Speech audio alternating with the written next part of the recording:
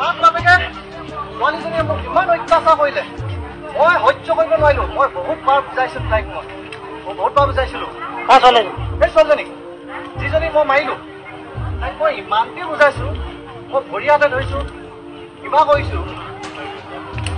তাৰপিছত মোক কি কৰিলে বাৰে বাৰে তাই মাজমজিয়াত ASTC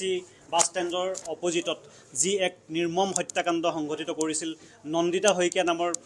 এগৰাকী ছাত্ৰীক যি হত্যা কৰা হৈছিল সেই গোচৰত আজি চূড়ান্ত ৰায়দান মাননীয় আদালতে কৰিছে 21/8/2021 তাৰিখে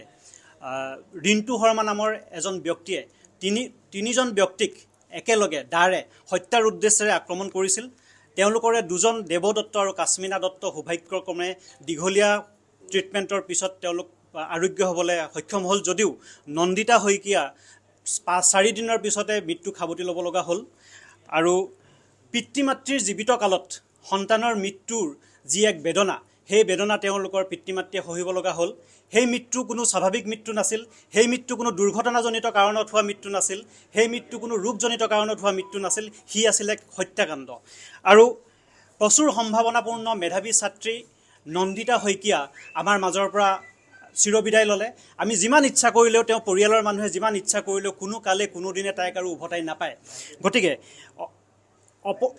এটা প্ৰচুৰ সম্ভাৱনাপূৰ্ণ প্ৰতিভাৰ শেষ হ'ল আৰু এই যি ক্ষতি এই ক্ষতি কেৱল নন্দিতা শইকীয়াৰ পৰিয়ালবৰ্গৰ ক্ষতি নহয় এই ক্ষতি কেৱল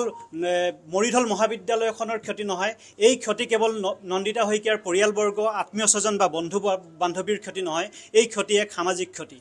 অপৰাধ যিমানে গম্ভীৰ হয় যিমানে গধুৰ হয় তাৰ শাস্তিও সিমানে গম্ভীৰ হ'ব লাগে এই উদ্দেশ্যৰে আজি 4টা বছৰে মই নন্দিতা শইকীয়া আৰু তেওঁলোকৰ বাকী দুজন